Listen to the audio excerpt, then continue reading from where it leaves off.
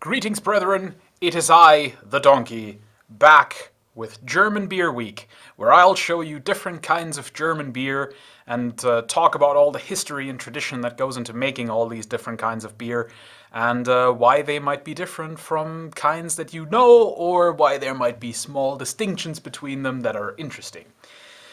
And today we are going to talk about Bock.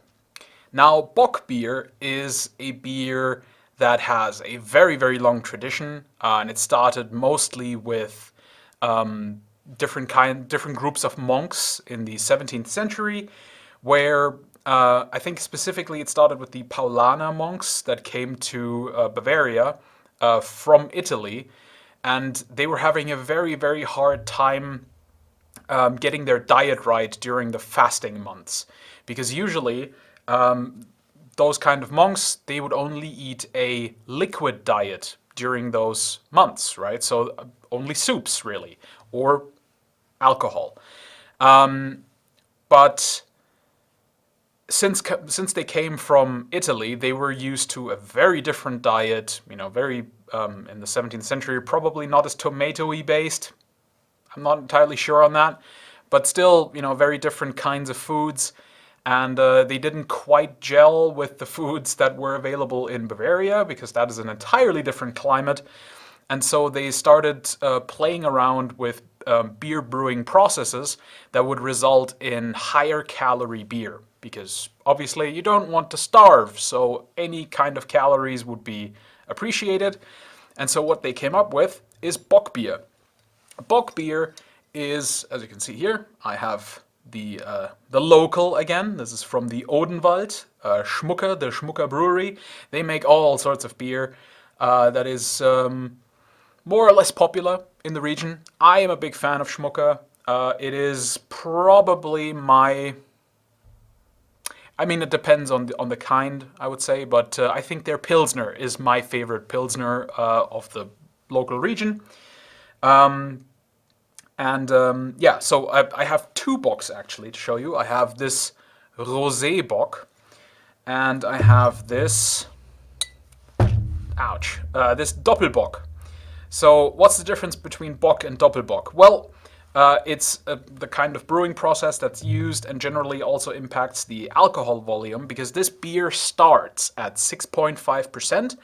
And it can go, especially in the case of Doppelbock, it can go well up into 10, 11, or 12%. So if you ever find yourself at a monastery or a friary in Germany, you should definitely seek one out and see if they have a really lovely 12% Doppelbock beer, because they're delicious. And it's something that you will... That is an experience you will not have anywhere else, because that beer is brewed right there, entirely organically. It's generally not brewed commercially, as in there's no real distribution. So it's brewed there and really only sold there. So you get it straight from the keg, and it is a thing to behold. It is gorgeous, right? So, but you have to go on specific tours. Usually there's food involved as well, but very much recommended. So if you're ever in Germany, or even in Austria and Switzerland, you can find these places. Bohemia, that would be the Czech Republic. You'll find these kind of monasteries, and they're amazing beer. They always have fantastic beer. Definitely worth checking out. Much, much better than the commercial versions of those beers. Right, so I have two beers, and I am going to try both, and then afterwards I'm going to get absolutely smashed, because these are two high percentage beers, and I'm going to have to drink both of them tonight. So we're going to start out with the Rosé. Also, I should mention, I chose two of the same brand, because they happen to be, well, this one is 8%, which is pretty sturdy for a single Bock, I suppose. But because I also wanted a Doppelbock, I chose a mild Doppelbock. I didn't want a 12%er, so they're both 8%. So it's a stronger single Bock and a slightly not so strong Doppelbock. And as you can see, the Rosé Bock Has an absolutely beautiful sort of gold brown color. I guess it's sort of red brownish. Also, not much of a head on this one, but that is by design. I'm gonna hold it toward the light, and you can see it is reddish. It almost reminds me personally. This one reminds me personally of an Irish red ale in color. Very nice. Let's give that a go. I've not had the actual rosé bock. I've not had that. I've only had the regular ones.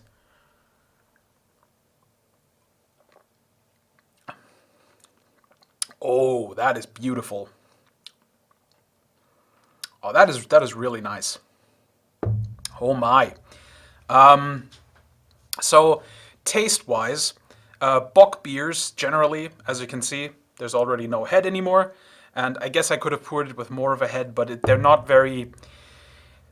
overly fizzy beers. They're not very overly, head generating, which is fine. They don't have to be.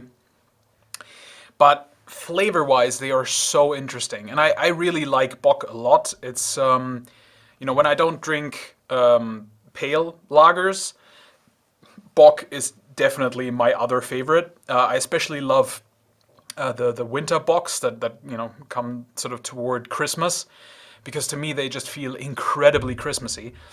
Another reason why I don't drink Schwarzbier that much, because bock is just when I have that sort of more savory, more rounded beer, I love me a bock. So taste-wise, the great thing about all of these beers from Schmucker and why I like them so much is that they have a very, very, very soft water. The mountain water in the Odenwald is just so clean and so gentle that the beer that they brew with it it's so smooth and so gentle.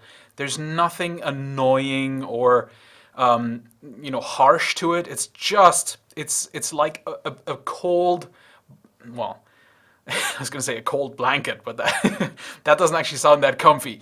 But it's like a warm blanket but cold. It's just so smooth, and bocks generally have a bit more of a sweeter taste. They're not too heavy on the bitter notes. They're not. There's very, very little acidity to them. They are mostly just sweet and savory, and they vary a little bit in how strong they feel. This one in particular does not taste like 8% at all. This is going to crush you if you don't know that it is 8%.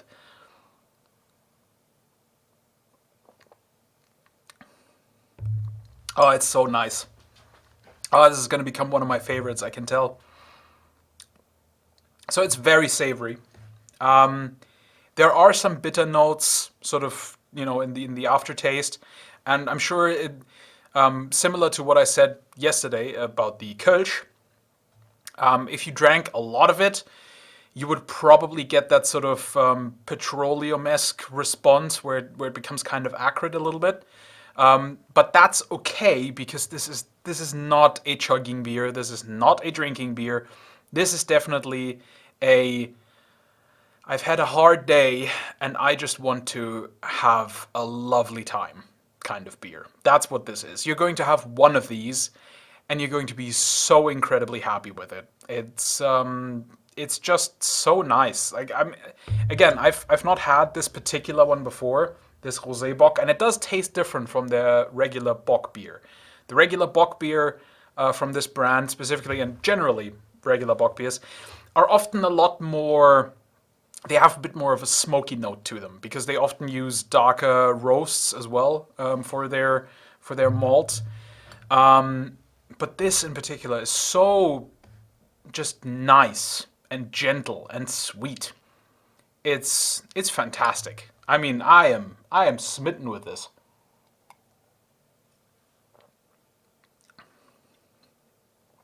Oh, it's wonderful. This would go incredibly well, and I don't know if this is. Let's talk about food. All right. I think there are definitely. I'm not much of a hipster. I said this before, but I do realize that some beers go better with different kinds of food. This would go unbelievably well with game meat. If you had this with some venison, a venison stew, or some just a I don't know, a venison steak, a venison burger, anything like that, this would go so well with it. It would really complement it. I'm in love with this beer. I'm gonna do the ratings both at the end. But now let's have a taste of the Doppelbock, which is it's going to be a bit darker, as you can see. We have a much darker brown. Even less fizz on this one, which is kind of standard for Bock beers, especially the Doppelbock variant. They don't usually have too much fizz. So as you can see right here, it's coming a lot closer to the Schwarzbier that I had the other day, but it is not nearly as dark. As you can see there, it has that sort of red shimmer still. It's very much sort of a dark red brown.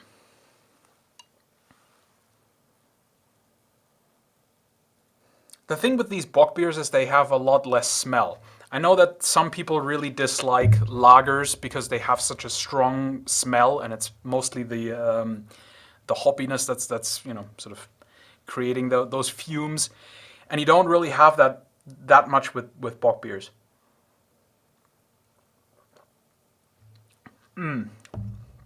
Yeah, this one, I'm pretty sure I've had this one before as well. It's a lot richer. It's super savory. There is some smokiness to it, but it's not that overpowering, and it's also a little bit more bitter than this one. I vastly prefer this one, by the way. I used to really like the Doppelbock from Schmucker, but honestly, I think the Rosé Bock might be my new favorite of theirs. I think it is so good.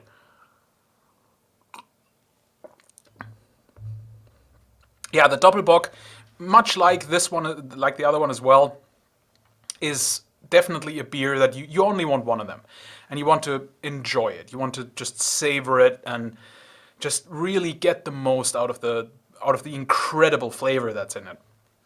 Again, if you chugged this, you would get a very annoying sort of aftertaste from it, and it would become kind of acrid because there's just so much flavor to it. It keeps building as well. Like having a few sips now, it keeps building in my mouth. There's more and more of that, that coffee note that I was talking about with the Schwarzbier. It comes through a little bit here, but this is a little bit more bitter than it is sort of roasted savory.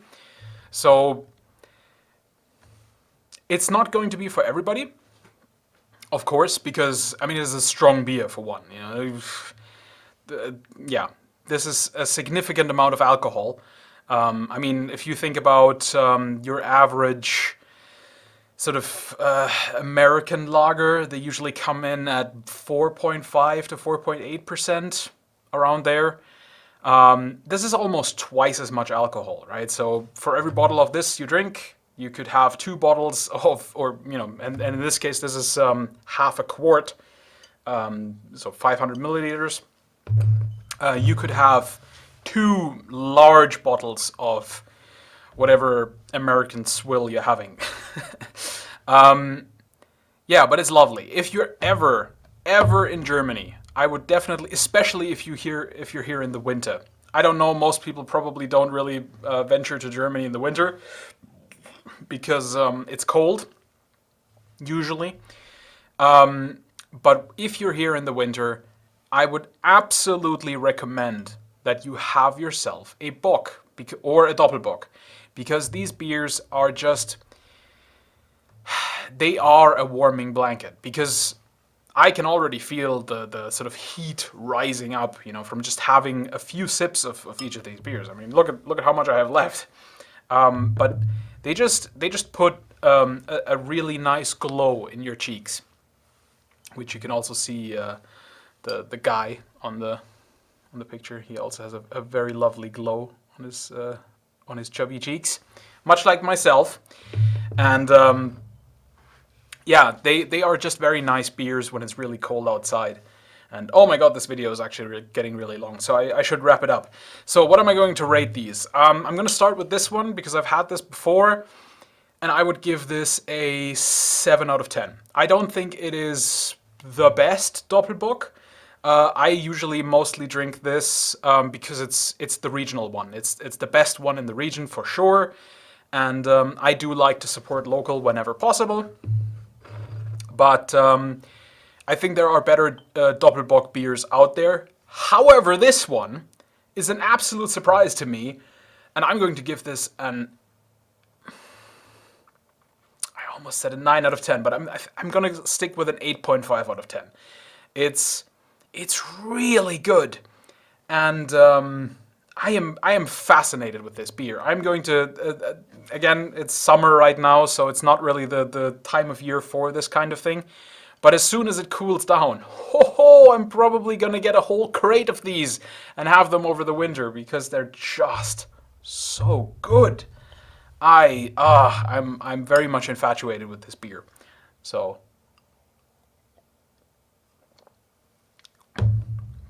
it's so good. I really like it. So it's probably going to be very, very difficult for you, even if you're from Germany, to find Schmucker because it is such a regional beer.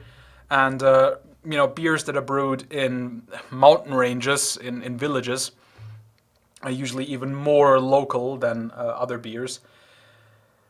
But in general, I am very, very surprised by Rosé Bock, and I'm going to definitely have to look at some other brands and see if there's even better ones, because this is fantastic.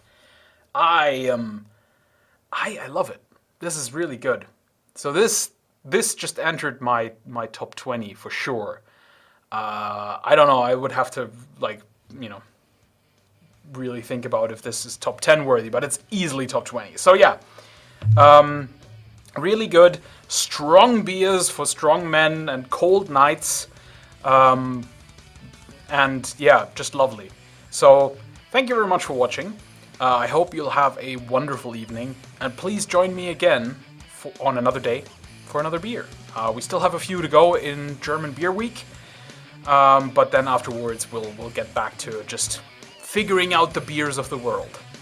Thank you very much, and goodbye.